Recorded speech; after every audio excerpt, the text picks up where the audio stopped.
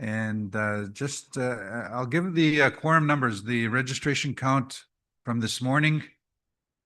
Just to let you know, as of this morning, 15 minutes after call to order, we had 40 chiefs in person, 10 chiefs online. So there was a total of 50 chiefs in the room. So a quorum for today is we need 26 chiefs in the room, including online, to make a decision. So that's the requirement for the rest of today, just to let you know. So with that, welcome back to those that are joining online on Zoom and also on the live feed. So I'd like to turn it over to my colleague, our youth co-chair, Hannah, to get into the next agenda item. Miigwech. Miigwech, Adam. It's my pleasure to introduce our next speaker, Finn Samar, the Director of Social Services, to the mic to speak about the glyphosate spray ban, and a resolution will be present with that one. As someone who's somewhat in the north area in Batchewana up there, we go hunting lots and on the land lots, and I get to see the firsthand effects of glyphosate. So I'm really excited for the speaker to be able to come up and talk about this. And I'm also excited to see the resolution and maybe some actionable items that we can support. Been around?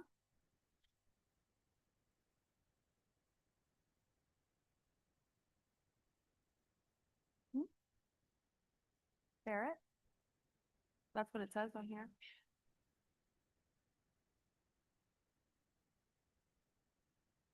And then it says Chris, then it says you.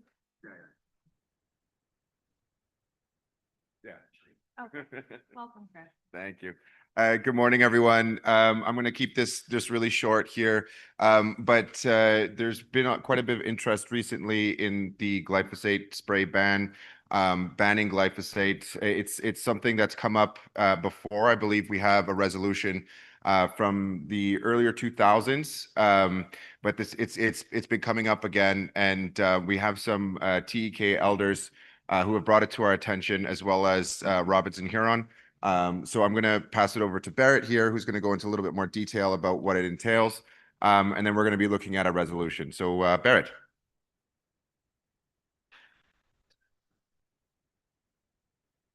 Good morning, everyone.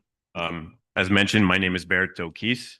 I'm from the Robinson Huron Treaty. I'm a descendant of Wikwemekong, Wanapitei First Nation, Dokis, and Nipissing First Nation as well. I'm going to try and keep things brief. I think that this resolution is pretty straightforward and it speaks for itself. We at the Robinson Huron Windamagwin, which is the recently established secretariat that supports the Robinson Huron Treaty, we passed a resolution opposing the glyphosate spraying. Recently, the Anishinaabe Nation as well renewed their opposition to the glyphosate spraying. And while I'm not an expert on environmental matters, and I know that we have some environmental technicians in the room that can probably answer some of your questions today, I just wanted to kind of cap a few things in terms of what the concerns are with glyphosate spraying. I'm sure some of you are already aware that this is a threat to our traditional food systems. It harms our wildlife. It's a violation of our treaty and jurisdiction, and it's killing our medicines. It's my understanding that I believe it's something like 8 out of the 10 provinces in Canada have some sort of regulation on this. The province of Quebec has banned the spraying of glyphosates. And for those who may be unaware, glyphosates is what they use when they have hydro lines or when they want to promote the growth of renewable forests. But what they do is they spray this chemical on the ground, and like I said, it kills our medicines, and it's intended to basically save money. The reason that I'm speaking to this, even though I'm not an environmental technician, is that I've been doing this work for about 16 years now. I remember attending my first Anishinaabe Nation assembly, and there was a gentleman, and he was speaking about the need for us to oppose glyphosate. And I believe this is when the Anishinaabe Nation first had their mandate calling for the opposition of glyphosate spraying. And I didn't know much at the time. I didn't even know what glyphosate was. I had to ask the technicians. I'm like, what is this? And being from a business background, when they told me what it was, I immediately understood that it's just the government's way of trying to save money. Our people used to go out and naturally clear the lines rather than using chemicals. And we haven't had success on this file. I've been fortunate in the 16 years. I was listening to Gimakwe Ava Hill, or Chief Ava Hill, last night talk about the successes that we've had here at Chiefs of Ontario, and I'm very fortunate to have been a part of them. That includes the establishment of the Ontario First Nations Sovereign Wealth Fund, the fight against HST, the political accord, making sure our chiefs can join online after COVID. And but this is an area that we haven't had a success on. And this gentleman that was speaking at that one of my first assemblies that I attended, he's basically dedicated his life to fighting this cause. And when Chief Moore Frappier approached me at the AFN last fall, and she says, "Is Robinson Huron Windamagwin doing anything on this?" And I said, "Well, we have a group called the TAK Elders." And the TAK Elders were sort of born out of the work of an individual by the name of Ray Owl. And today I want to introduce you guys. I wish I could introduce you to Ray Owl. He is getting up there in age. He's got dementia, I understand. And I think he was trying to make his way here, but I think the doctors had to say, "You got to stay home." But he does have a spokesperson, and I'd like to ask that spokesperson to come up now. I'm very proud to introduce this spokesperson, not just because they're speaking on behalf of Ray, but this person's also my mother. And she's the person that taught me how to fight. And I don't want to give away my exact age, but I've been on the lines of these protests for about 40 plus years, and it was really nice to be able to have my mother join us in Ottawa this past week. And I think I will call my mom up right now, and she's got some words to share on behalf of Ray Owl. Miigwech.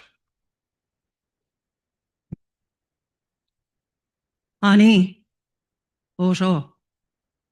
Shkaknin Kibaneshi Kwendishi Kenimigo, Jijak Kendo them. We quem kung dash given to Kokanigego. One bededash nungunata bendagos. With me today is my friend. Can you introduce yourself? Evelyn Roy, Machiging Donjaba. So we want to bring this message from Ray. Ray wanted to be here, and we have a lot of respect for the work that Ray has put into trying to get the provincial government to ban the use of glyphosate in their aerial spraying right across the forests. And he's been at it since, well, it's almost over 10 years now since this fight started. So today I want to bring this message from the Anishinaabe, who has tirelessly led this fight since 2015 and who cannot be here because of medical reasons. Ray Owl was awoken in the middle of the night by spirit, an old man on 2 occasions. Buntan, Shkozen, wake up. Ray got out of his bed and sat in his kitchen in the middle of the night. And across the table from him sat an old spirit. He spoke to him for a long time in the old language. On that day, from that day on, he started to lead the fight against the province of Ontario to stop the aerial spray and glyphosate on our forest and our waters. He put together the TEK elders, the elders that came to support him when he held demonstrations and stopped the highway on Highway 17 back in the day. It was the elders that were there that stood beside him. This practice of using glyphosate is poisoning and destroying the whole ecosystem, our forestry, the animals and the plants, our medicines are suffering, the whole ecosystem, our waters, the trees, the plants, the food, the medicines that we rely on, and those blueberries that we pick every year, and all of the other all of the other things that we forage on in the forest. We cannot eat those anymore. And our livelihoods are all at stake, along with the animals in the forest. Everything that we humans rely on from our forests, our livelihoods, in the name of progress and profits, is all at stake.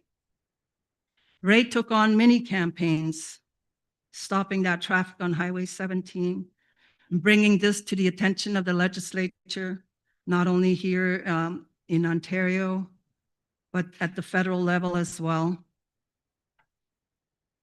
The elders stepped forward to join Ray on this fight. These elders became known by Ray as the TK elders.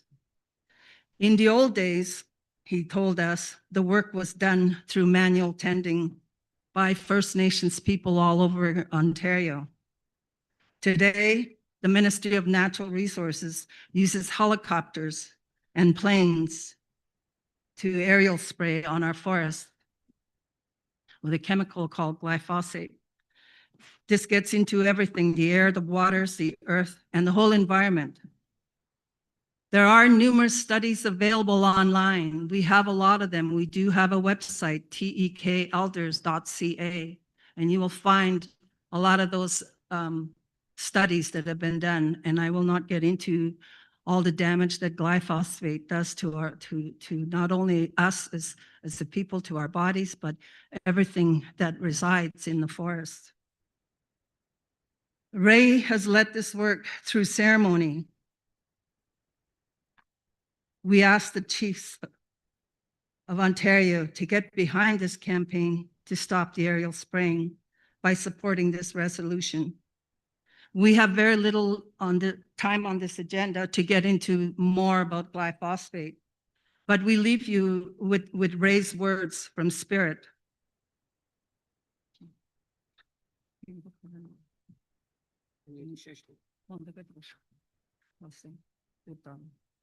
Skosek untak.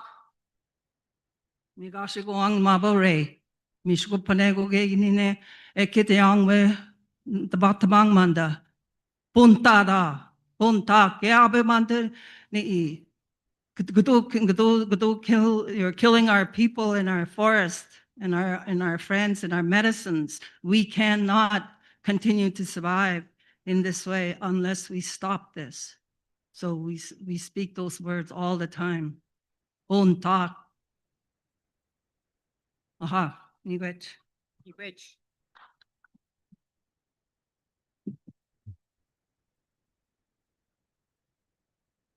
Miigwech, Mom.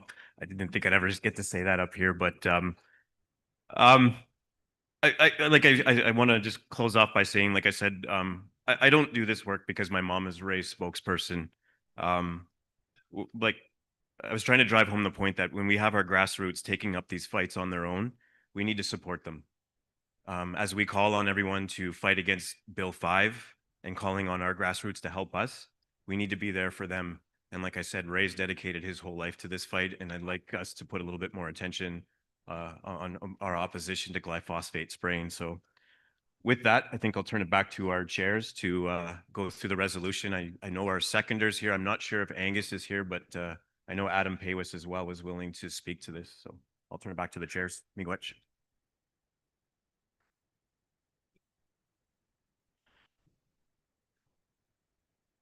miigwech.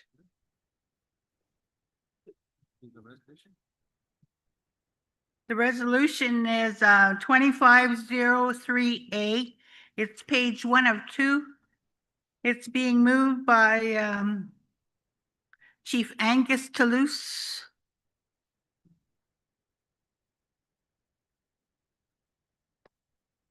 And it's seconded by Chief Shelley Moore Frappier. Shelley's here. Angus.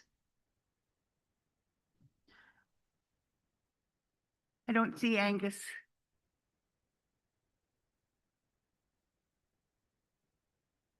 anyone prepared to be the mover on this resolution? Marcel? Madam Chair. Sorry. Okay, Miigwech, Marcel Donio, proxy for Chief Ledoux from Bingweniashi. I would be pleased to step in and be the mover of the motion that was raised by Chief Angus Toulouse. Okay. Miigwech. Would the mover or seconder like to speak to the resolution? Mike 4. Chief Shelley Moore, Frappier, Tamogami First Nation.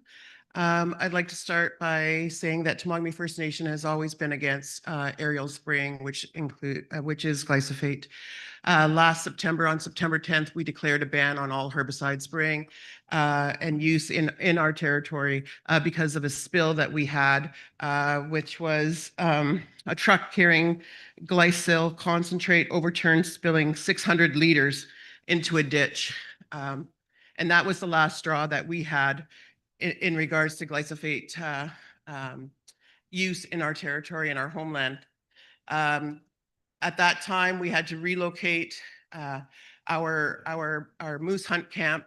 So it has adverse effects on us financially, physically, when we look at the World Health Organization and that it is cancer causing. You know, they don't let you spray this on your lawns in town, but they'll spray it all over the bush. So we are absolutely adamant and against glyphosate use. And I'd like to just invite Cynthia Westway just to come and speak to some of the legal work that is going on as well.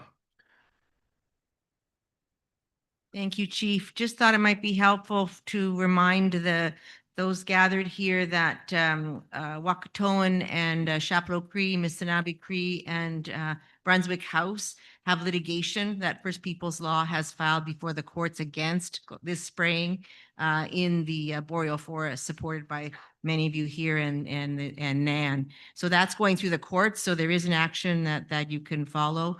And that Eco-Justice just won a case this year against Canada. Ontario, of course, keeps giving the excuse that Canada said it's okay. If you put it on a piece of farmland, it's gone in 6 months, it's not a problem. Meanwhile, the moose are browsing there and our people are getting sick. So the new case that Eco-Justice just brought was a judicial review, found that Canada's approvals, PMRA's approvals of this toxic Roundup was wrong and had to be redone. They certainly didn't consult First Nations in those approvals. So there's lots of cool work, and we've been working with the elders with Wakatoan. And so I just thought I'd give you that quick legal update. Thanks. Microphone 1. Chief Wilfred King, Kiasagi, and Anishinaabe Gulday First Nation. You know, I'm fully in support of this resolution. It's long overdue. You know, I recall there was a case, and I'm not sure if that's the same one that was launched, but there was a First Nation that was pursuing this as well. And I do believe Rita Shiblo was working on this matter a few years back. I'm not sure if she is. I think she's working on her PhD right now. I don't know if it's Rita or one of the technicians that worked on this at one point. But I you know, fully support this. Those of you that I'm quite aware of glyphosate. It's also known as Agent Orange, and it was used as a defoliant in the Vietnam War when the Americans sprayed this stuff all over Vietnam, basically poisoning indigenous people of that country and even poisoning their own soldiers when this happened. This is a very poisonous substance. It's known as Roundup, and as was illustrated earlier, that it's a cancer-causing agent. Back in the early 90s, our former Chief Roger King had passed a band council resolution from our council, basically instructing the MNR at the time that we were definitely opposed to this glyphosate being used in our territory. And I'm not a scientist by any means, but what I do know that once this area is sprayed, it takes almost 100 years before deciduous plants and trees grow back in that territory. And we strongly feel that this is impacting not only the health of our citizens and so forth, but it's also cancer causing, and it's having a real negative impact on the animals, especially moose that we eat and so forth. So I fully support this resolution. It's long overdue, and we got to put a stop to this once and for all. Miigwech. Miigwech.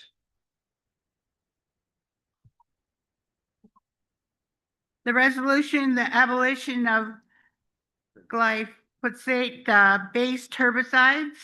And it's whereas one, the use of glyphosate based herbicides has been linked to cancer, as has all broadleaf herbicide defoliants of the past. 2-4-D, DDT, and other health-related diseases. It is damaging the sensitive and intricate ecosystems and biodiversity of our Mother Earth. Glyphosate-based herbicides are either banned or heavily restricted by over 40 countries outside the world, around the world. Quebec banned herbicide spray in forestry practice in 2001 due to health concerns. In 2017, Ontario made it illegal for glyphosate products to be used for cosmetic use on lawns. For decades, First Nations territorial organizations and individual bands have advocated for the end of herbicide spray on their traditional territories, with traditional ecological knowledge that it is poisoning the lands and waters. The multinational forestry companies operating in Ontario are choosing to continue to spray toxic chemical herbicides within Ontario's public forests for a slight profit margin, but without consideration of the cost to the environment, the animals, or the health of the people who live or visit there. The Constitution Act 1982 protects rights for First Nation communities to fish, hunt, and gather foods and medicines. These rights are being violated under the use of herbicides is poisoning the flora and fauna, the water, and all species that rely on the forest and streams for survival. The continued approval of chemical herbicides within Ontario's public forests does not meet the minimal infringement test as required of the Canadian federal and provincial governments, given non-chemical alternatives exist and are in use in Quebec and other boreal forest regions globally. That is the resolution. It's been moved and seconded. It's been moved and seconded. It's been moved and seconded. Question has been called. All of those in favor of the resolution? Me, which, anybody online? Yeah. Anyone opposed? Any abstentions? The motion is carried. Miigwech. Yep.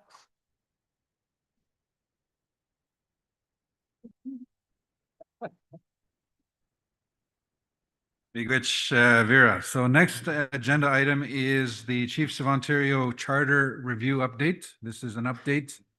And I'm not sure if legal counsel that will be presenting this may not be here yet. Oh, she is here.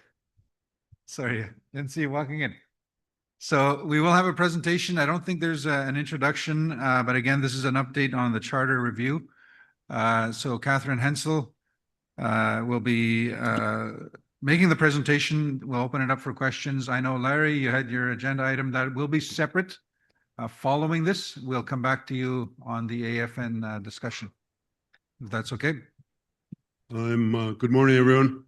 I'm wondering whether we could maybe do one and the same in terms of after Catherine presents, we talk about where we focus our energies, whether it's on the Assembly of First Nations Charter or whether it's us and how we fit into that charter, whether we wanted to decentralize from Ontario or whether we want to stay with the group. The energy seemingly on a national level over the last several years has been challenging in terms of Ontario's position of the whole charter renewal versus tweaking.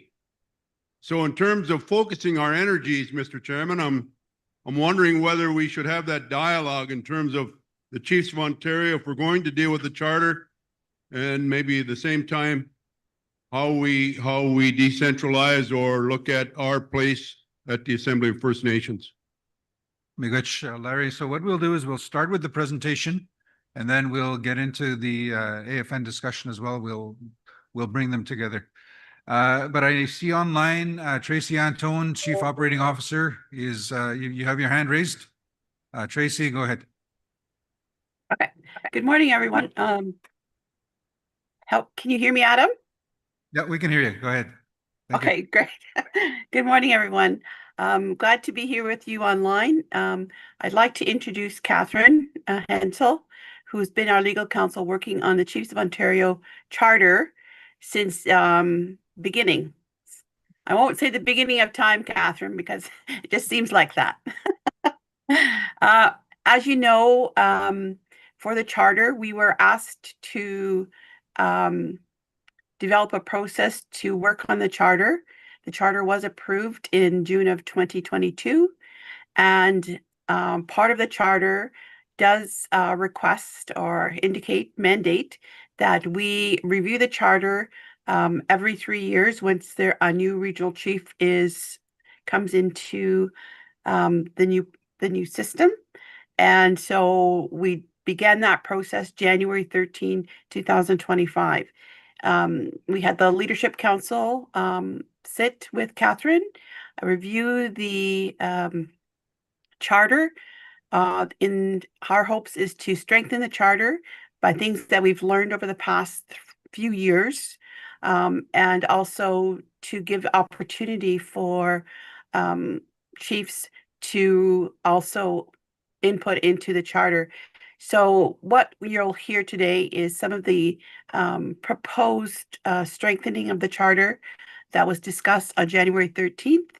We have sent this out to the Leadership Council to have discussions within their own organizations and also to you as the chiefs. We hope that we can get responses back by August 29th for a full ratification of the charter in the fall assembly of November. So welcome, Catherine, and look forward to going your presentation. Thank you. Miigwech, thank you, Tracy, for the introduction of the discussion and introducing Catherine. Before we go there, Chief Moore-Frappier. I'm just going to ask for the AFN piece of the charter to be put in camera. In camera for AFN. Okay, will do. So Larry, you're okay with that? Okay, so we will deal with this specific agenda item first and then go in camera. So we'll keep them separate. So with that, Catherine.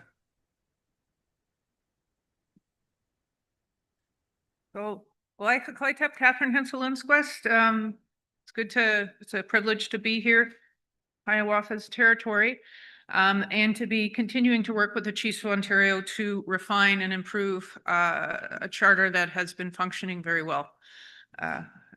From where I sit anyway. We only have a few amendments that are being proposed. That are, and again, the resolution will be before you in the fall. And so there's no resolution today, but we're putting them forward for your review and consideration and information, with a view to getting feedback and any further amendments or fine tuning of the proposed amendments to the charter. We would be circulating those 60 days in advance of the next assembly. So if we could get, I got the clicky thingy. So just by way of overview, the proposed charter amendments include the ability of Grand Chiefs to speak at assemblies. This is something that has been repeatedly raised, as you know, over the last several years. The creation of a First Nation Two-Spirited LGBTQIA+ council.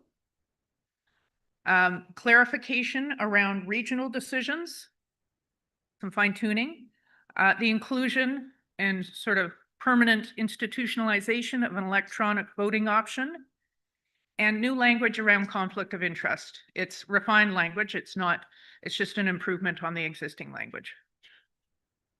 So I'll just take you through some of the draft inclusions. The proposal is, the first one, with respect to Grand Chiefs, including language at in the charter and changing the rules of conduct for assemblies to expressly allow for Grand Chiefs' voices to be heard at assemblies. The added section, the draft section anyway, says Grand Chiefs are permitted to speak at the Chiefs in Assembly regular annual All Ontario Chiefs Conference and at special Chiefs Assemblies. Grand Chiefs shall not be permitted to vote at the Chiefs in Assembly regular annual All Ontario Chiefs Conference or at special Chiefs Assemblies. So that's the proposal.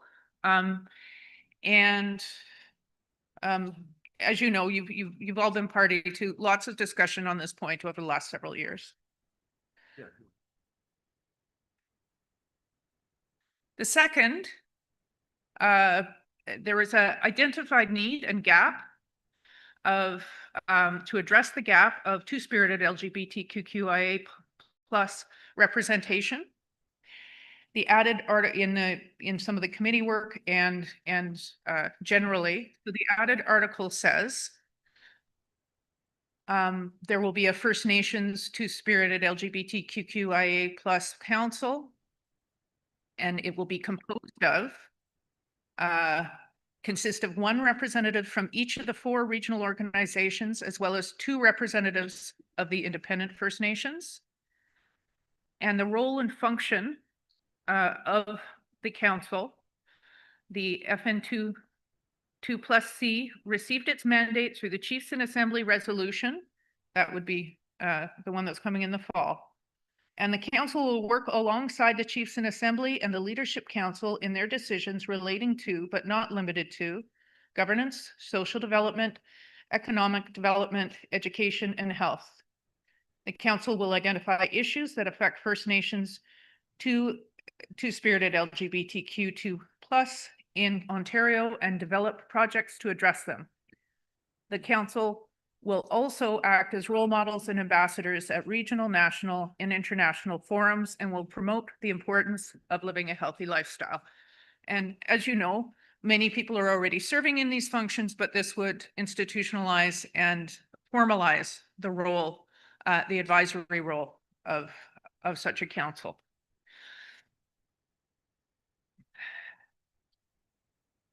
In order to create this council, there would be an amendment to Article 6 of the Charter, which lists the principal entities within the Chiefs of Ontario, which is the Chiefs in Assembly, the Ontario Regional Chief, the Leadership Council, the Board of Directors, the Secretariat, the Elders Council, the Women's Caucus, the Ontario First Nations Young People's Council, and this would add the First Nations two-spirited LGBTQIA+ Council.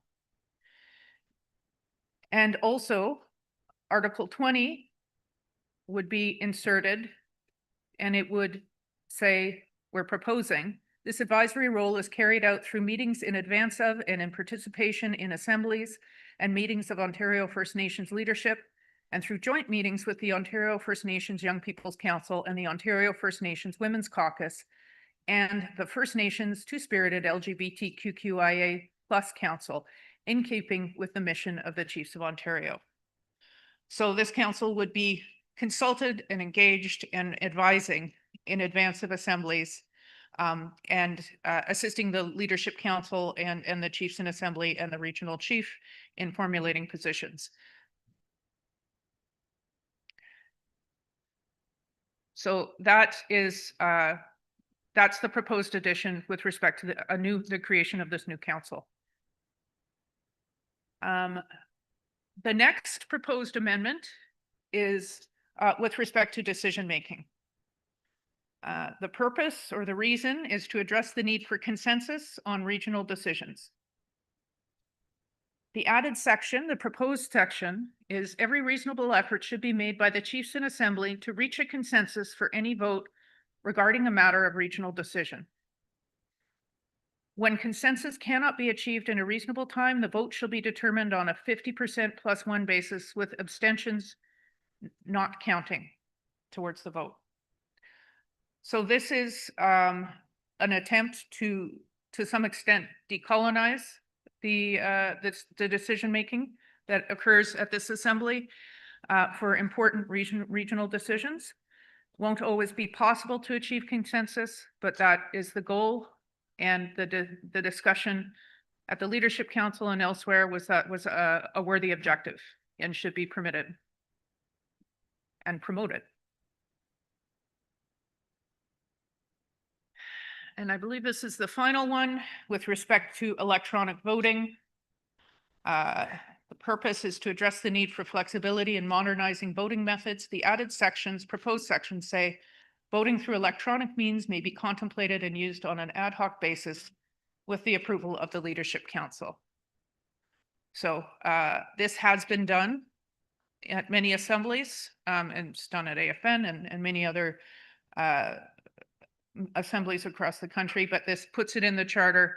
It's not the default, but it is would be expressly permitted in the charter.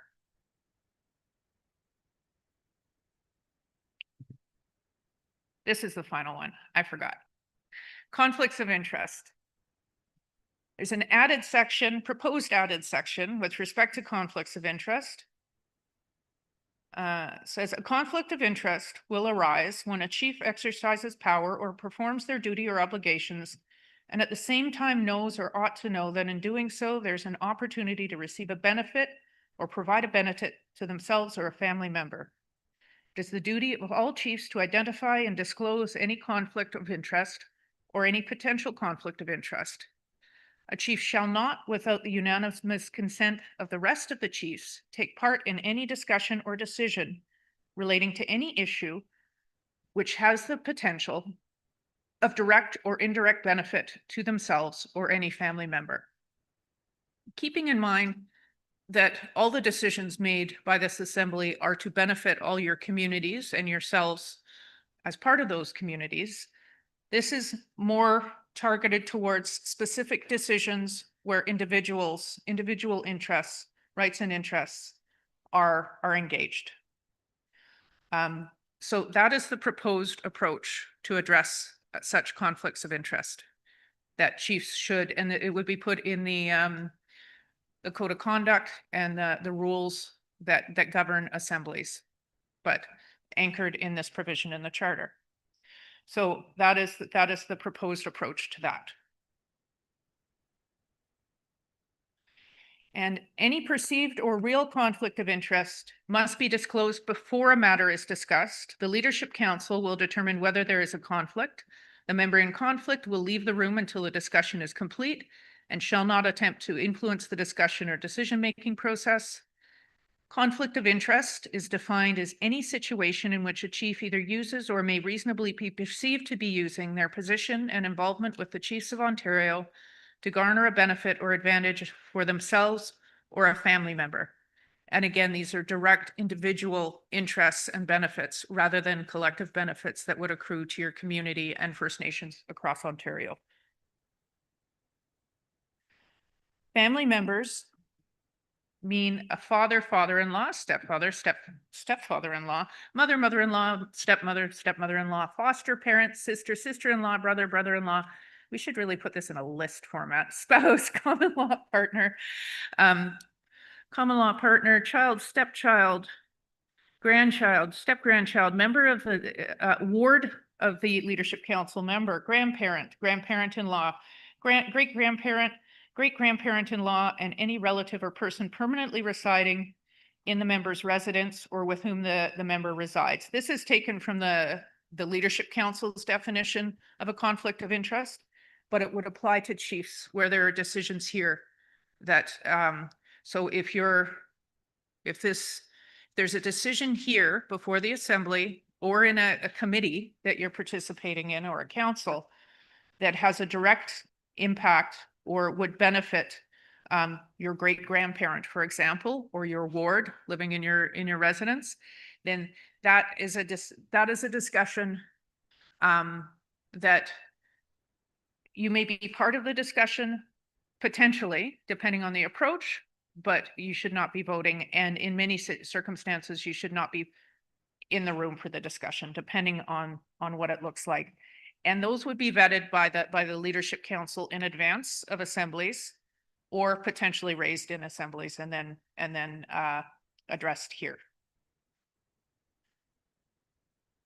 So in terms of processes and next steps, these amendments have been sent to the PTOs for discussion with leadership. They've been reviewed with the Leadership Council. We will, as Tracy said, we will be receiving inviting any comments or proposed revisions until August 29th, 2025. This will allow us time to potentially revise the proposed approach and make sure that it's circulated in advance of the 60-day notice requirement under the charter, and will be finally presented at the fall assembly with a resolution to revise and accept the charter amendments.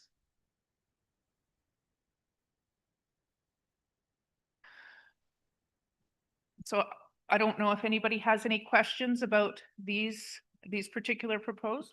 I see Chief King. Chief King Kiasagi, Anishinaabe Gulday First Nation. I'd just like to address the issue of conflicts of interest. I think there's also another heading that needs to be addressed, and that's the conflict of interest as it relates to your own community. Now, I could say as a chief, I voted on this matter, but it doesn't impact me. I'm not directly involved. It's for the benefit of my community. So I think that when you're standing here as a chief, when you're voting on matters where there's a benefit to your community, then there's a conflict of interest. And I don't know why that wasn't addressed in this process as well. That's my first point. So is that going to be addressed in the revision to that? Because I could see instances where as a chief, you're voting on a matter, but there's a conflict of interest because your community is directly benefiting. You know, if it's about achieving virtually, this would benefit from further discussion, but arguably the devil's advocate, the response to that is every single issue that's before the chiefs in assembly. No, I could give you a specific example. Let's just say the near bands, for example, have a sister First Nation, right? So you have the sister First Nation, which get funds on behalf of the sister band. I've seen them participate and vote in resolutions because they were getting money on behalf of those near bands. So they should have declared a conflict of interest and said, I cannot partake in those discussions, and removed themselves from the discussion and the voting. But that did not happen. In fact, they were advocating because, well, there's a conflict there. They were getting hundreds of thousands of dollars a year on behalf of that sister band. So I think there has to be a category as well. And that's an example I could refer to right off the top of my head, but there may be other examples, but I think that's the key one that I'd like to address. Second thing is the enforcement of that conflict of interest. Now, I've seen it throughout the course of coming to meetings here for the last 20 years. And in fact, at the I will talk about the AFL later, but there was many conflicts of interest that were raised at the assembly, but yet the chair did not call out those conflicts of interest. So how do we enforce those conflict of interest provisions when we know someone's in a conflict of interest, but everybody's so scared to step on anybody's toes here and address it? And again, is the chair have that? I know he does have that authority, but how does he exercise his authority when a conflict is being not declared or someone is called out under a conflict of interest? What does that chairperson do? They should obviously call that person out. Someone should declare, but a lot of times people do not declare the conflicts of interest. They say, and they fully participate. So that's the mechanism for enforcing the conflicts of interest. I don't know if that was, I didn't hear it in your presentation. Miigwech. And we would roll it out in the rules of conduct and process for assemblies so that people would be pre-agreeing. Ideally, conflicts would be raised before and the leadership council would make a decision. But if that didn't happen, then it would be up to the chair to make that determination, as we've seen in some of the national gatherings. Yeah, but Madam Chair, just to clarify that, you don't know that happens until that chief comes up or that person comes up to the microphone. You don't know when that's going to, so you can't predetermine who's in a conflict of interest. It happens when that person approaches the microphone and raises the issue. So how do you, that's the mechanism that I'm asking about, is that how does the chair then say, well, I don't know if you're in a conflict of interest or not.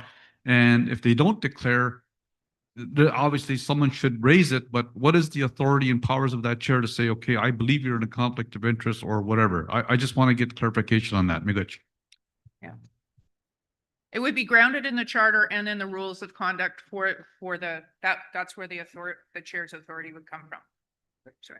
So, microphone 1, 2, and then 4. Chief Sinowap. Good morning, Chief Brennan Sinowap of the First Nation. I'd like to recognize our Grand Chief, Elvin Fiddler. Miigwech, Chief Sinowap. Good morning to everyone here.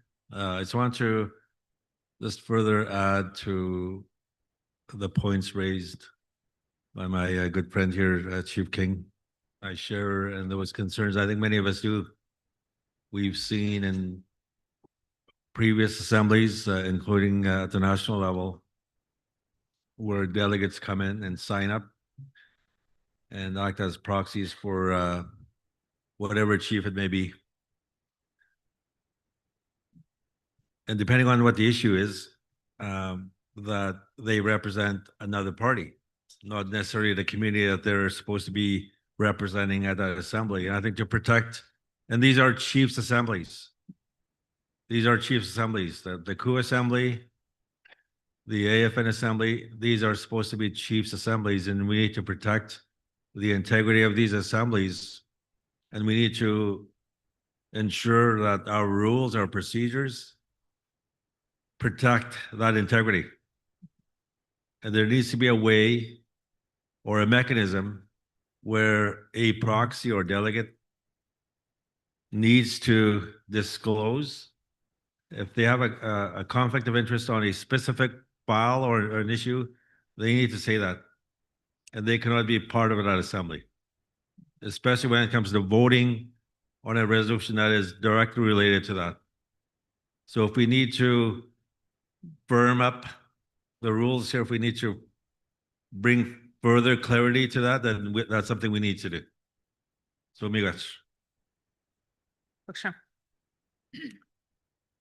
Chief Linda McVicker, Anam Kewajing.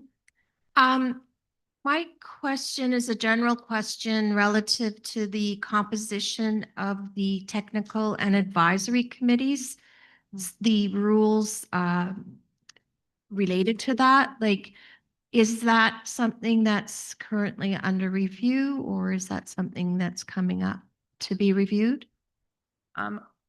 Right now, other than the specific new council, Two-Spirit LGBTQ Council, the composition and appointment to those councils or the Women's Caucus is not under review. To the best of my knowledge, subject to Tracy's confirmation. Not just that, those particular councils, and I'm not perhaps terms of reference. Yeah. So I'm just making a general comment that it might be timely to take a look at what all of the technical and advisory committees are, and what are the rules that govern how they are composed. Yes. Miigwech. Cookcham. Microphone 4. Yeah, good morning, Chief Karen Bell, Katagonzivy, Garden River. I appreciate the screen slides and all that, but I didn't hear anything about perceived conflict. And in saying that, also who, how, and when, and where, and the steps and the process of possibly declaring somebody in conflict, or the language to be used in that. And maybe I don't think I'm in conflict, but somebody else thinks that I am, and I think we need to really define this and put some parameters around it, because I may not feel I'm in conflict, but somebody else does. And I just didn't hear any of that language. So if that could be explained or embedded in there, that'd be great. Miigwech. And the contemplated approach is, once the charters are amended, or in advance in preparation for the charter being amended in this way, that the rules of procedure for assemblies would set out the process as well for, first leadership council in advance, or during the course of an assembly. That material is not before you, but we will be preparing it. I think we should prepare it in advance of the fall assembly as well.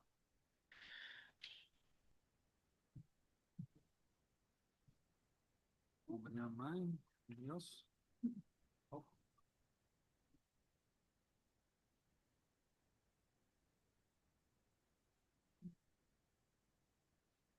Good morning, everyone. Chief Adam Paywis from Shawanaga. I can appreciate the need to codify and quantify and put all these processes together. It would be remiss of me if I don't come to the microphone and quite clearly say that I got a foot in both canoes on this.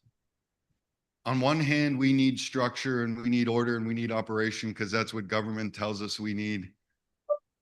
But on the other hand, the direction that I receive comes from up there and our friends that are waving in the breeze in front of us, and our items and our parts and our pieces.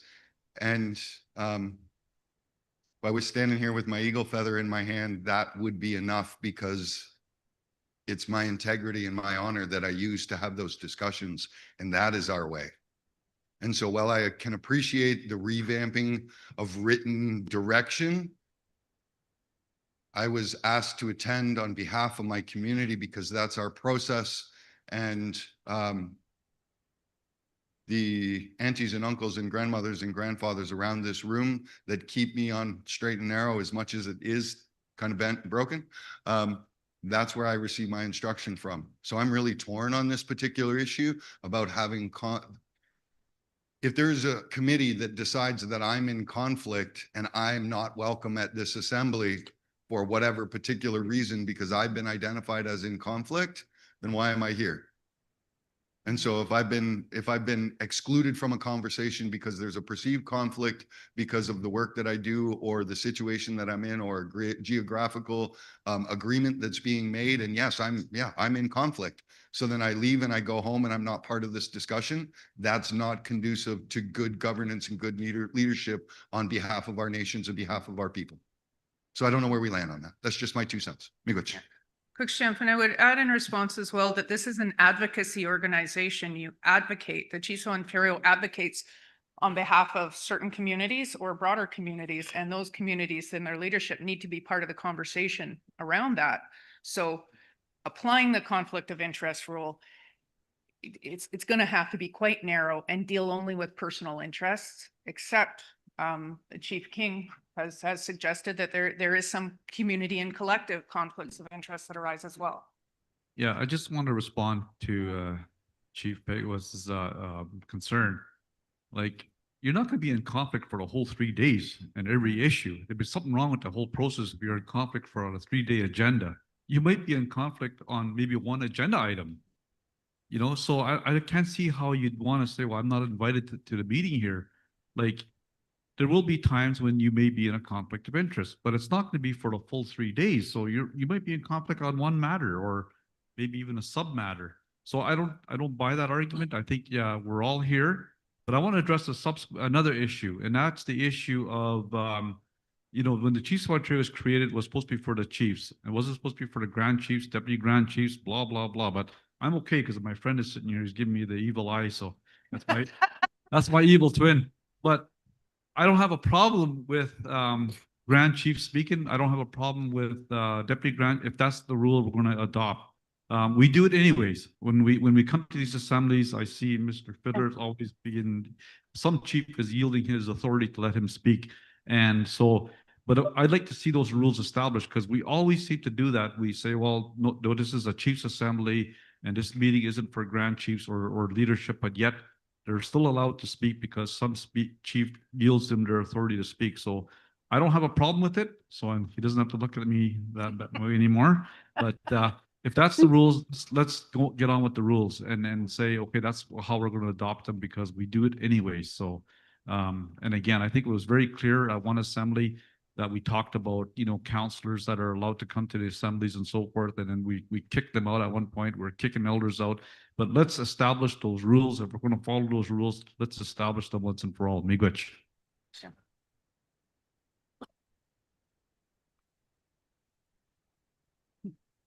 Jim. Yeah, good, I think. And I'll stick around for you. Okay. Miigwech, Catherine, for the presentation. Again, no decision required this morning. You do have until August, I think it was the 29th, to respond, make suggestions to Chiefs of Ontario on some of the presentation. So that there is an opportunity for that. Tracy, to wrap up the discussion, we'll go back to you. Tracy Anton. Thanks, Adam. Just wanted to thank everyone for their input and all of the feedback that we got on some of the proposed amendments, and we're willing to entertain more again until the timeline of August 29th so that we can get them into a new document. So all of the information that Chief spoke about today, we will take that back and have conversation with Catherine to look at where we can strengthen our wording and strengthen our processes within the charter. So I just wanted to thank the chiefs again for their participation on this.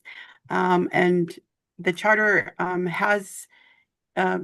is fairly new to the organization, but in my opinion, it has served us well as far as having a bit of structure, but allowing for individuals to also bring forward their needs and in their culturally appropriate ways. So Yamako, and thank you, Catherine. Thank you, Miigwech. Tracy, for summarizing and wrapping up and introducing that topic. So Miigwech. So we will move along. It's 10:49, 10:47 according to that clock. Next session, there is a request to go in camera. For that one, I'm going to turn it over to my colleague Vera, but I'm going to help out on the in-camera part just to speed things up a little bit. There is a request to go in camera. So I just want to explain before I call on the motion. When we go in camera, we do have a list in the rules of procedure of who can normally stay. So normally those that can stay, of course, are chiefs and proxies. Council members can stay. Chiefs of Ontario Leadership Council, including the Deputy Grand Chiefs, can stay. The Ontario Regional Chief, of course, can stay. The Office of the Ontario Regional Chief. Chiefs of Ontario Chief Operating Officer can stay as well. The advisory councils, the knowledge keepers, the youth council, and the women's council, they can all stay. And any directors and COO staff that are appointed by the Ontario Regional Chief can normally stay. So that's the process when we go in camera. If you want anybody else to stay in the room, we normally need another motion. Now, we recognized yesterday it was a very lengthy process. So we propose a quicker process, something that was proposed by our Regional Chief McLeod, who might be here, but we're going to go through that route just to make things quicker. So we need a motion to go in camera. Chief Moore-Frappier, was that you? Okay. Seconder to go in camera. Proxy Larry Solt. Any opposition to going in camera? I see none. Nothing online, I don't think. I'm just checking here. No opposition, so we will now go in camera. If I can have the team turn off the live feed, please, and also monitor the Zoom session. Okay, the next step is before everybody leaves,